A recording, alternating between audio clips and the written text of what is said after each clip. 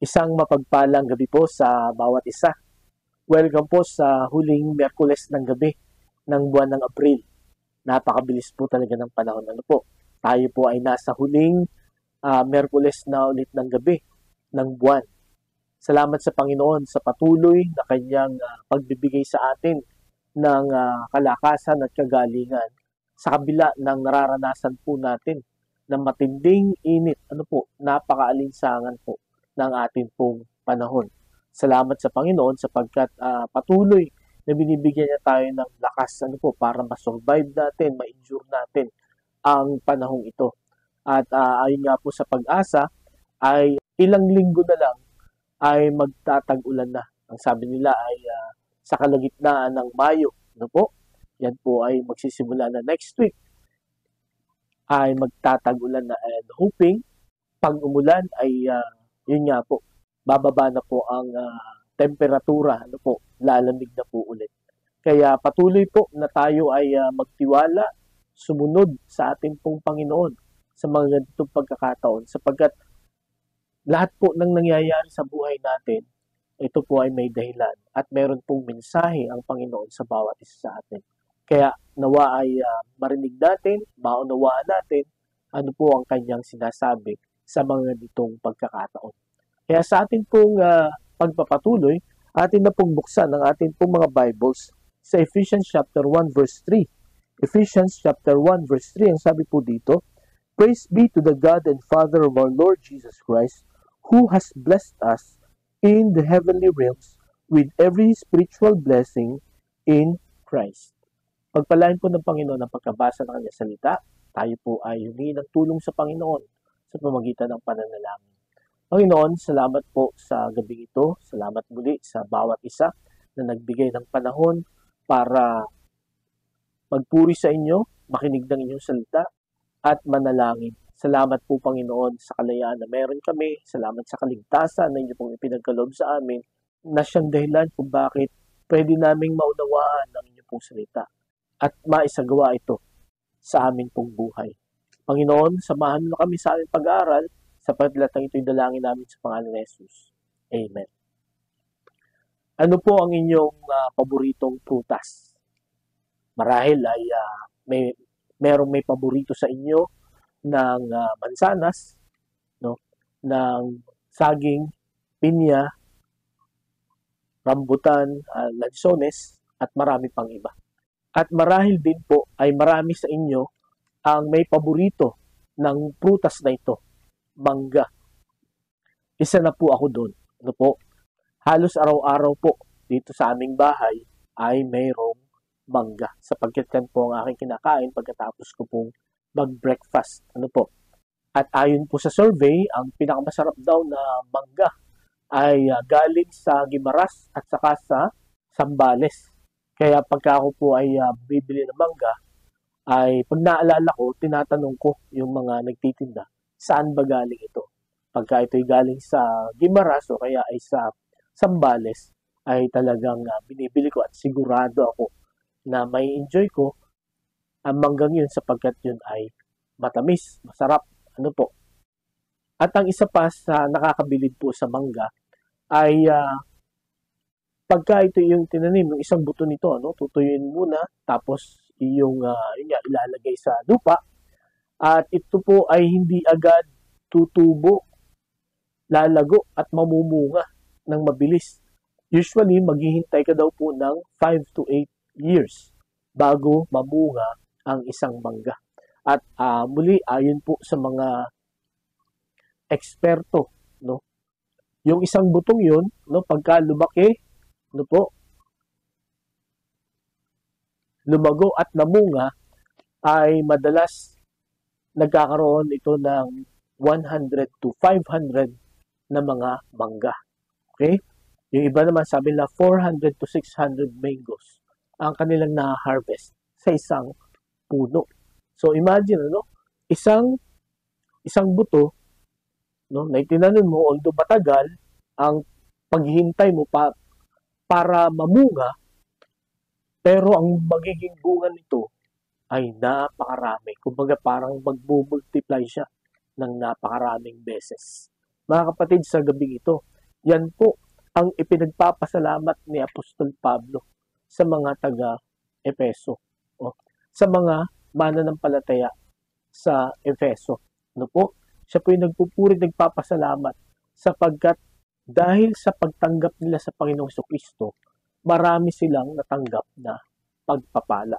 Katulad ng punong mangga, no? Dahil sa pagtatanim ng isang buto, no, nag-produce ito ng marami. Sa atin naman po ng mga mananampalataya, nung tinanggap natin si Jesus, no, wala nang iba, no? Wala na siyang kasama na iba. Si Jesus lang ay pinapasok natin sa ating pong puso, sa ating pong buhay, no? Ayon po sa talata na atin pong binasa at ayon po sa mga talata na susunod ay maraming pagpapala na pinagkaloob sa atin. Maraming mga privileges ang ipinagkaloob sa atin ng Panginoon dahil sa Panginoong Jesucristo.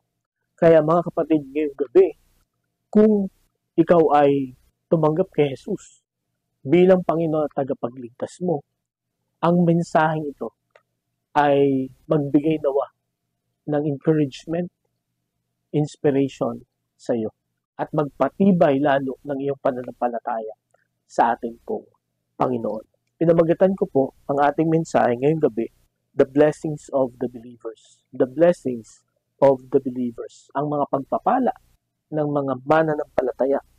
Ito pong aklat ng Efeso, ito po ay sinulat ni Pablo nung siya po ay unang nakulong sa Rome.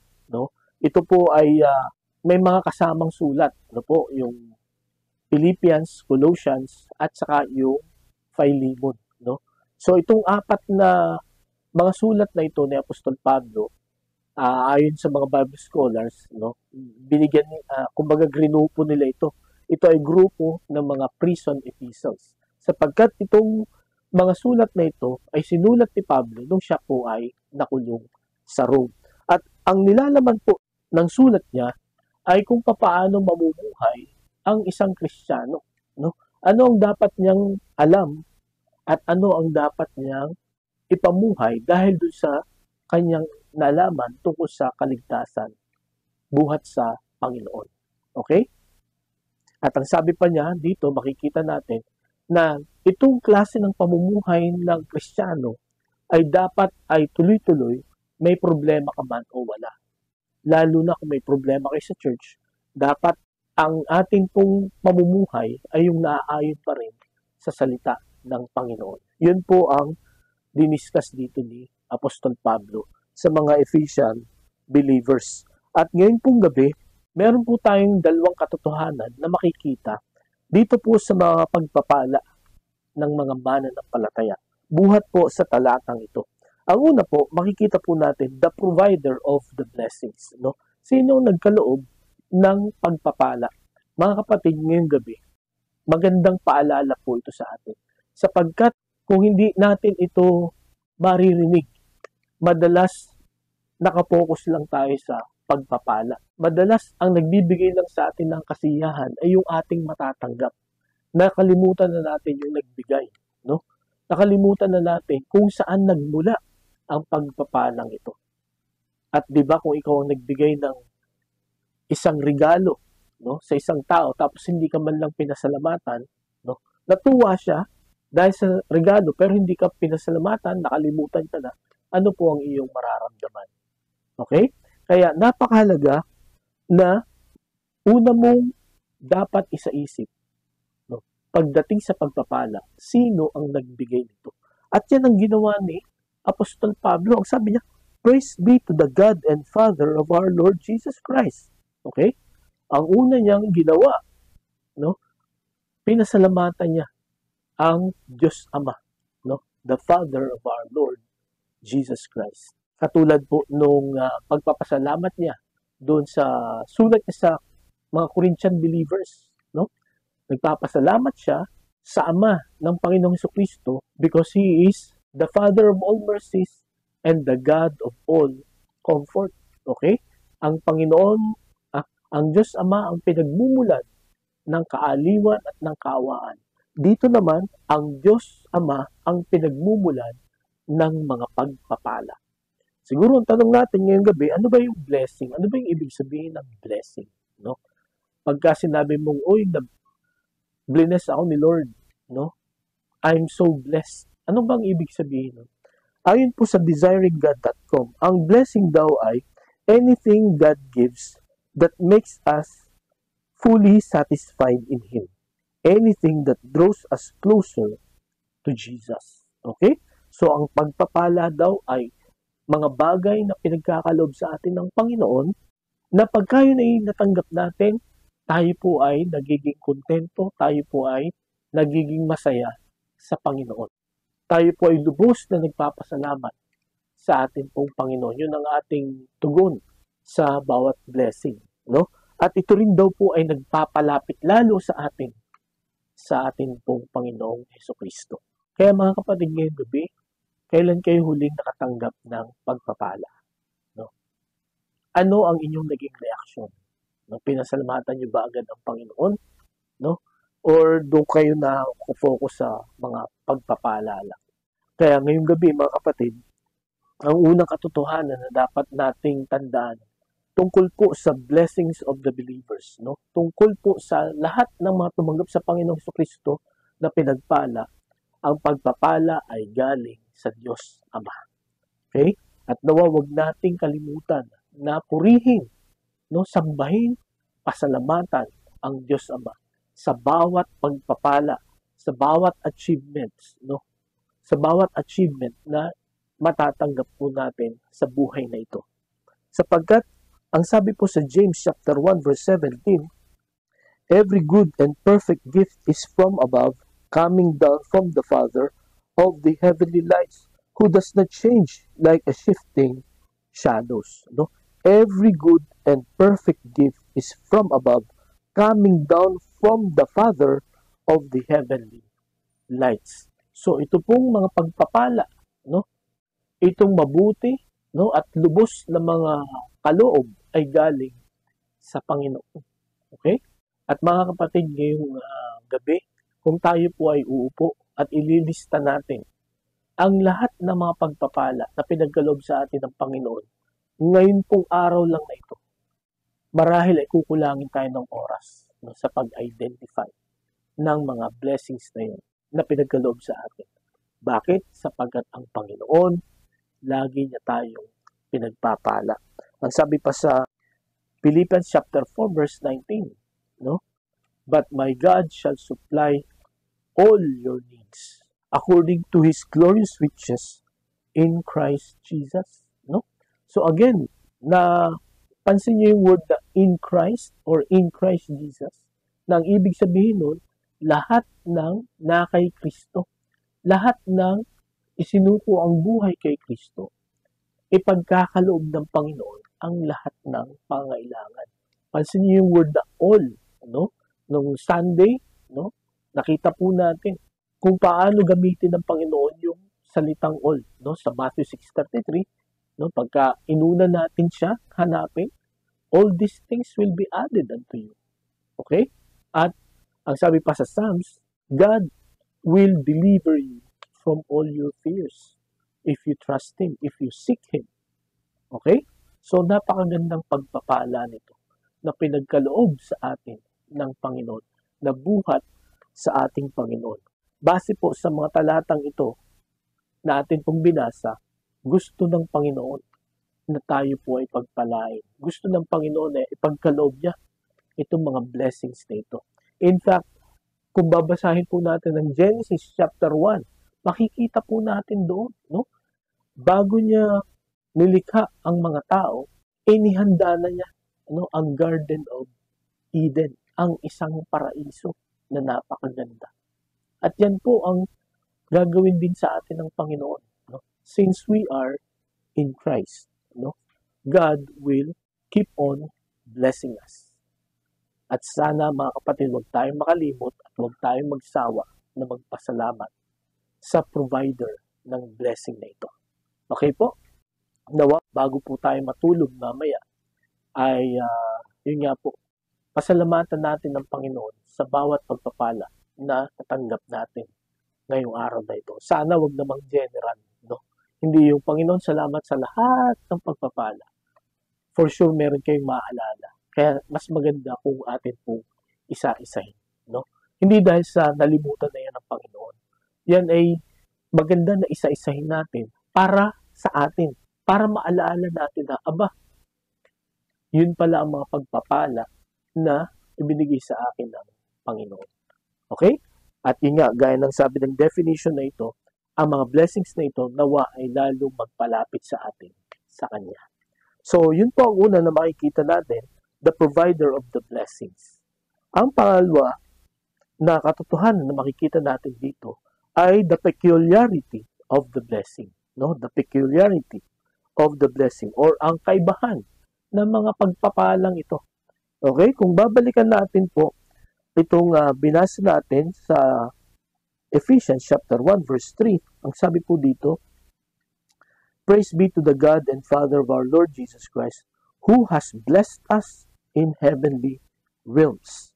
Okay? Gusto kong pansinin niyo yung who has blessed us. Nasa past tense form na po siya. Ano po?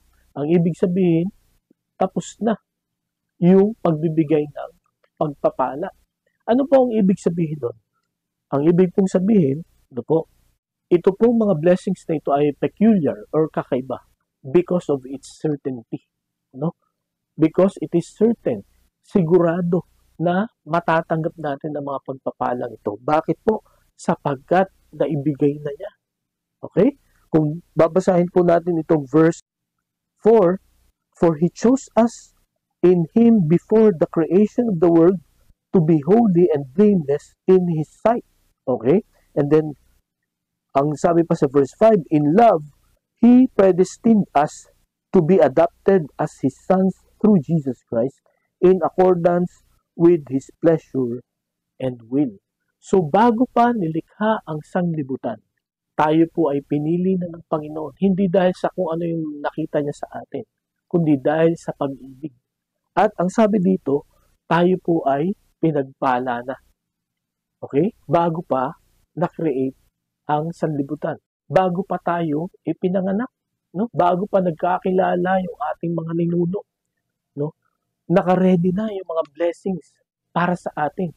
No? Kaya ang ibig sabihin, yung mga blessings na yun ay ready na para matanggap po natin. Parang ganito po yan. Ewan ko kung na-experience yun na ito sa mga anak o kaya sa ating mga parents. Na-experience yun na ba nung kayo ay mga bata pa?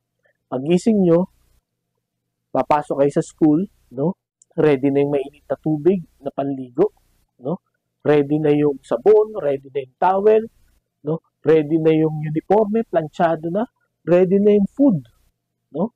Ang gagawin mo na lang, kakainin mo na. Ang ibig pong sabihin nun, tulog ka pa, no? Hindi mo pa siya kailangan, inihanda na siya ng parents mo. Ganun po ang ibig sabihin nito. He has blessed you, no? Pinili ka niya before the foundation of the world, no? Kumbaga, ito pong mga pagpapalang ito ay handa na, no? Hindi lang ito nga ngayon lang naisip ng Panginoon or hindi po ito conditional blessing na ito pag nagpakabait ito, pagpapalain ko ito. No, the blessing na ibibigay po sa atin ng Panginoon, matagal nang nakahanda. Okay? Napaka-blessed po natin, no? Dahil lang po sa isang bagay na ginawa natin. Tayo po ay sumampalataya sa Panginoong Jesucristo. So, yun po una, no? Pagdating po sa pagpapala, no? Ito po yung unang dahilan bakit ito kakaiba, peculiar, no? Kakaiba sa iba na natatanggap ng mga tao. No? Ito po ay sigurado, no? At tandaan natin, ang sabi po sa Numbers 23 verse 19, God is not a man that He should lie, nor a son of man that He should change His mind. Does He speak and then not act? Does He promise and not fulfill? So, mga kapatid, panghawakan natin itong katotohanan ito. Ang Panginoon, hindi siya nagsisinungaling. Lahat ng sinabi niya, na gagawin niya, ay gagawin niya. Kaya, itong verse 3 ng chapter 1 ng Ephesians, nagpupuri't nagpapasalamat si Apostol Pablo sapagkat itong mga blessings na ito ay ipinagkaloob at siguradong matatanggap natin. Okay? Tayo lamang po ay maghintay. No? In fact, kung tutuusin nga, non-stop ang pagdaloy ng pagpapala ng Panginoon sa atin. Tayo lamang po minsan ay kung saan-saan nakatingin, no? Kung ano-anong mga iniisip. Di po ba? Pero yun nga, kung ating susuriin, ililista, ay talagang tayo po ay hindi pinagkulang ng Panginoon. Okay po? So, yun po ang una na dahilan bakit peculiar ang blessing niya. Because of its certainty, kasiguraduhan. Dahil yan ang pangako ng Panginoon na hindi nagsisinungaling. Secondly, its quality. Hindi lamang yung certainty, but its quality. Ang sabi dito, spiritual blessing. Okay? Ang ipinagkaloob sa atin ng Panginoon ay spiritual blessing, makalangit na pagpapala. Hindi lamang mga material na bagay, kundi mga bagay na hindi lamang panglupa, kundi may pagpapala ding nag-iintay din sa atin sa langit. Di po ba? At ayon nga po sa isang Bible expert, ang mga spiritual blessings na ito ay mas mabuti, no? Mas secured, no? Kaysa sa mga material blessings na atin po natatanggap. Okay? Kaya nga sabi ni Pablo sa Colossians chapter 3 verse 1, "Since then you have been raised with Christ, set your hearts on the things above, where Christ is seated at the right hand of God. Set your minds on things above, not on earthly things." Ano pong ibig sabihin nun? Nung mga talatang yun, titingala lang ba tayo parati o ang iisipin lang natin ay yung mga nasa, yung mga buwan, no, bituin? Hindi po. Ang ibig pong sabihin, ang atin pong pagsikapan, no, ang ating maging priority sa buhay ay yung mga sinasabi ng Diyos sa atin. Sapagkat lahat ng sinasabi niya sa atin, hindi lamang may material blessing kang matatanggap, kundi meron ding spiritual blessings. Ano po? At napag-aralan natin po noon, ano po, noong February, na meron pong mga crowns, may mga rewards ang Panginoon na ipagkakalob sa atin sa muli niyang pagbabalik. Ano po? Ang sabi sa Revelations chapter 22, verse 12, ang sabi diyan, "Behold, I am coming soon. My reward is with me, and I will give to everyone according to what he has done." Okay? So may pagpapala, may reward, no? May gantimpala na nakahanda po para sa atin na ipagkakalob sa atin ng Panginoon. Yun ang kakaiba sa mga blessing na ito. Yun ang ibig sabihin ng spiritual blessings. Ano po? Hindi lang dito sa lupa tayo makakatanggap, kundi meron din po tayong matatanggap sa langit. So ngayong gabi mga kapatid, ilan kayang mga blessings or ano kayang mga blessings ang matatanggap natin sa langit pagka tayo po ay pumunta na doon? Ano po? Pagka ang Panginoon ay bumalik na dito at tayo ay kinuha na, ano kayang mga pagpapala? Ano kayang mga gantimpala ang nag-iintay sa atin? Ang sabi sa John chapter 14, verses 1 to 3, "The Lord will build us a house." Ano po? So, na-imagine niyo po ba kung ano itsura nun? At yun po ay nakalaan lamang sa mga tao na tumanggap sa Panginoon bilang sariling tagapagligtas. Kaya kung tumanggap ka sa Panginoon, sa gabing ito, meron kang bahay sa langit. At ang Panginoon, Hesus Kristo, ang gumawa nito. Purihin ng Panginoon. Salamat sa Panginoon. Ano po? Sa mga blessing ngayon. Dahil lang sa isang ginawa natin, tinanggap natin si Jesus bilang sarili natin tagapagligtas. So yun ang quality ng blessing na ito, no? Kumbaga hindi lamang siya material things, kundi siya po ay spiritual blessing din. Sapagkat yung mga material na mga bagay dito sa lupa ay nasisira at hindi natin pwedeng dalhin sa langit. Di po ba? Kaya nga sabi nga ni Apostol Pablo sa mga Colossian believers, mag-focus tayo sa mga makalangit na bagay. At malalaman natin yung mga bagay na yun sa pamagitan ng salita ng Diyos. No? Ano yung dapat mong gawin? Kaya dapat po, mga kapatid, lagi tayo mag-aral ng salita ng Diyos sapagkat doon natin makikita ang kalooban ng Diyos. Ang gusto niya na ipagawa sa bawat isa sa atin. So yun po ang pangalawa na dahilan kung bakit peculiar ang blessing na ito. Hindi lamang its certainty, hindi lamang its quality, but its quantity. No, ganito karami. Ang sabi niya dito, who has blessed us in the heavenly realms with every spiritual blessing in Christ. Pansinin niyo yung salitang every spiritual blessing. At alam niyo po, ang blessing ay pinagkakaloob sa bawat pangangailangan natin. Okay? Yun po ang dahilan kung bakit natin natatawag ang isang bagay na tanggap natin na blessing sapagkat meron tayong need tapos pinagkaloob ng Panginoon. So, blessing yun. Okay? Ang sabi diyan, every spiritual blessing was given. Anong ibig sabihin nun? Lahat ng needs natin ay may katapat po, na spiritual blessing. So, ano yung quantity nito? Kung gaano karami ang magiging pangangailangan mo sa mundong ito habang ikaw ay nabubuhay, ganun din karami ang blessing ng Panginoon na ipagkakaloob sa bawat isa sa atin. Napakabuti ng Diyos, ano po? Kaya sa gabing ito, maghintay lang po tayo sapagkat alam ng Panginoon kung kailan niya ibibigay ang pagpapala. Hindi ko po malimutan yung sinabi ng isa sa mga umattend ng aming Bible study nung Saturday. Nung nagkaroon ng COVID ang kanyang tatay, lahat na ng tao hiningan niya ng tulong. No? Kanyang mga tito, titas, no? Kanyang mga kaibigan, no? Inutangan na niya, pero walang tumugon. No? Hanggang sa nung wala na siyang mahinga ng tulong, doon niya naisip na tumawag sa Panginoon. Ang sabi niya, Lord, ginawa ko ng lahat, hindi ko na alam ang gagawin ko, bahala ka na. No? Nung umaga, yun ang prayer niya. Nung hapon, dumating yung kanyang tito na hindi niya hininga ng tulong sapagkat hindi sila magkasundo ng kanyang tatay. Pero yung taong yun, no, na hindi niya ina-expect, yun pa ang nagbayad ng bills nung kanyang tatay.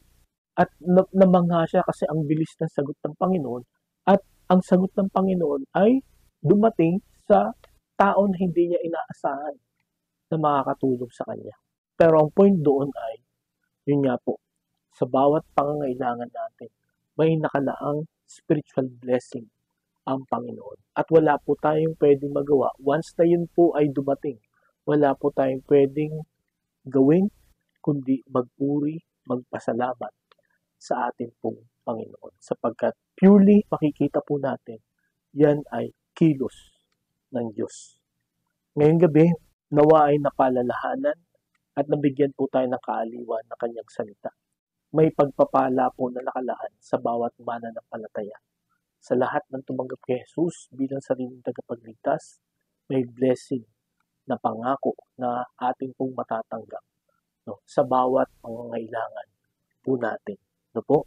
Huwag po nating makalimutan magpasalamat sa nagbigay nito. Yun po ay ang Diyos Ama, ang Ama ng Panginoong Jesucristo.